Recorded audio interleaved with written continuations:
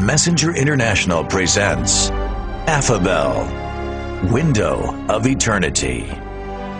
From the book Driven by Eternity by best-selling author John Bevere. Of all the books that I've written, Driven by Eternity has impacted me the deepest. Why? No longer do I see life through 70, 80 years. I now see it through the eternal perspective. We produced Affabel with movie-quality sound design, Hollywood actors, including John Rhys Davis from The Lord of the Rings, and an all-original music score. The drama of Affabel is not just a story. It's a way of looking at your life and how you spend your time and how that determines your eternal future. And now, it's time to awaken your soul with this audio epic of another time and place. Affabel, Window of Eternity.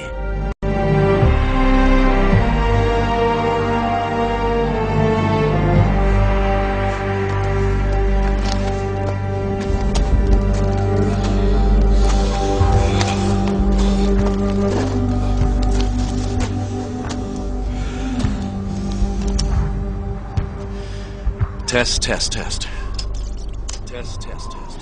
All right.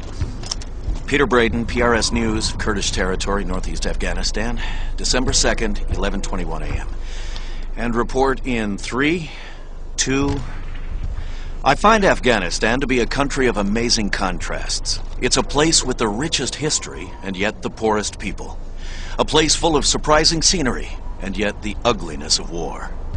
High up on this wind-swept mountain, the towering sandstone rocks around me stand watch over a valley of arid beauty below. In another time, in another place, this valley could very well be the setting for a mountain retreat center, or a haven for tourists. Except for the craters. Except for the burning tanks. Except for the villages, where even the...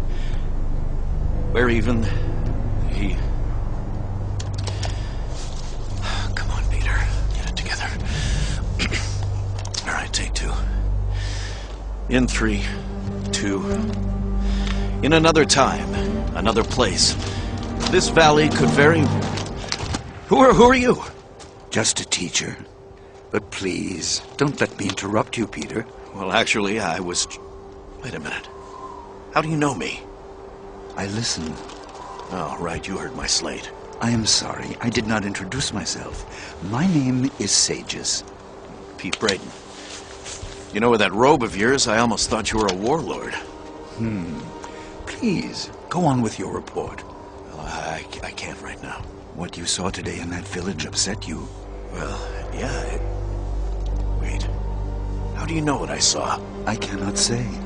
I don't think I buy this. How do you know what I saw this morning? How long have you been a reporter? 18 years. So what does that have to do with... Then you have seen much. Much that would disturb any human being. Well, yeah, sure. But there are ways you deal with the stuff, you see. So, how do you deal with stuff? Well, it's like a wall you build up around you. It's the only way you survive out here. I mean, in fact... Wait a minute. Look, it's really nice to meet you, Sages, but I've really got to get going here, okay? Fine.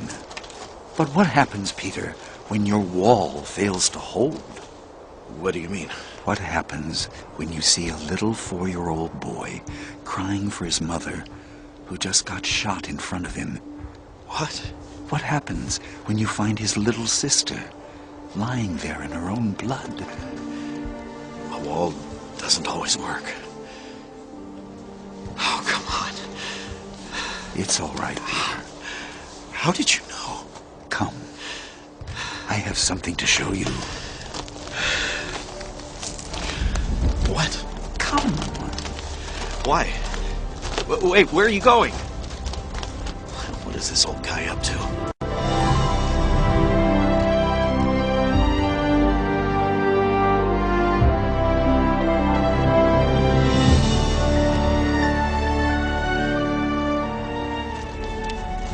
Okay. What you got here? This. A cave. So? Follow me. Hold on. You're going inside? Sorry. I'm not. All right, look, I've got this claustrophobia thing, okay? And this thing with big dark spaces. And this thing about following strange old bearded guys into caves without any clue who they are. Take a look inside, Peter. All right. But just one step, though. Oh. Is that an opening I see up there? Straight ahead. Come. Okay.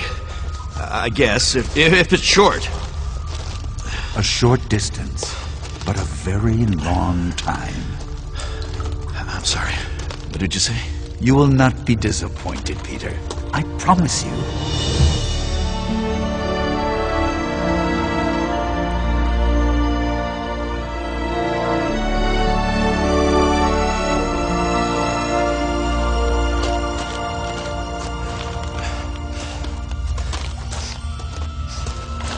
Wow. What's that fragrance? It's some kind of cologne or something? Flowers. All kinds, but none you have ever seen before. Huh? And here we are. Step outside. Wow! It's so bright out here. Once your eyes adjust, look down into the valley below. Okay. It's still really hard to... Wait a minute. Is that a city? It's huge. Wait a second. No. This is impossible. Wait, let me see something here. No need to bother. You will not find it on any map. Yeah, what, so it's like a hidden city or something? Come on, what is this place? This is the great city of Affabel. From the western flatlands to the beautiful regal center on the eastern cliffs, which overlook the shores of the great sea. And in the middle of the city, you will find a tree towering above all others in the royal gardens, known as the Tree of Life. No. This makes absolutely no sense. I mean, how can you hide a city like this? I've been to the largest cities in the world, but this is... Using the measurements you know, Affabel occupies about 200 square miles. 200? How long has it been here?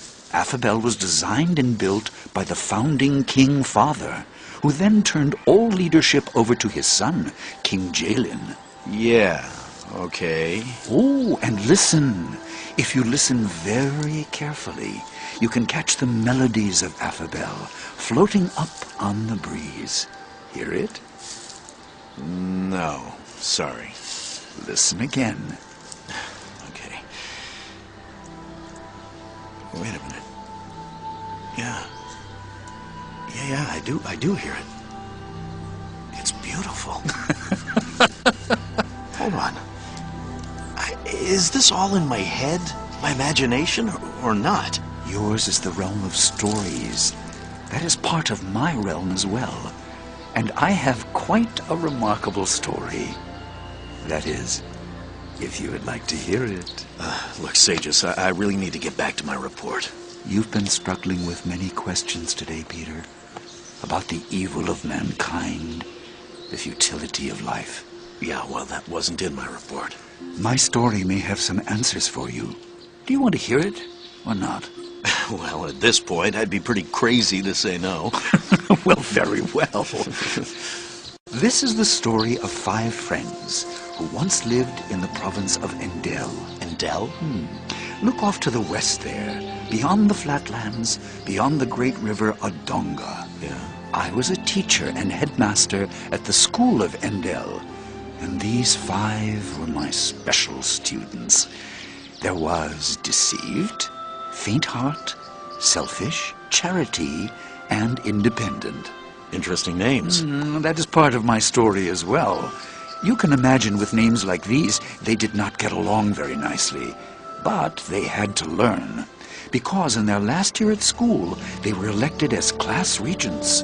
All except Independent, that is. I personally appointed him to an office I called Ombudsman. Oh, to take care of complaints from the students. Yes, but more importantly, to reach out to Independent. So, how long were you headmaster now? This is a story, Peter, not an interview. Okay.